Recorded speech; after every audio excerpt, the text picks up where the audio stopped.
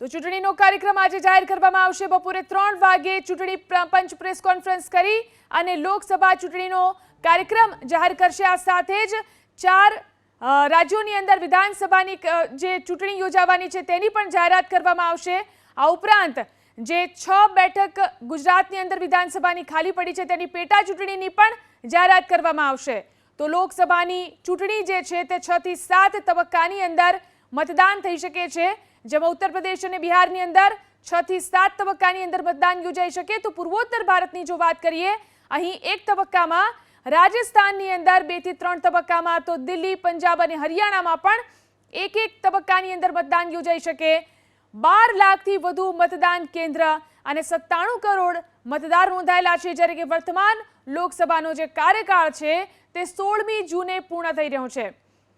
એટલે કે એપ્રિલની અંદર 15મી એપ્રિલ પછી ગમે ત્યારે ચૂંટણી જે છે તેમાં મતદાનનો કાર્યક્રમ જાહેર થઈ શકે છે. આજે બપોરે 3 વાગે ચૂંટણી પંચ પ્રેસ કોન્ફરન્સ કરી અને વિગતવાર કાર્યક્રમની જાહેરાત કરશે.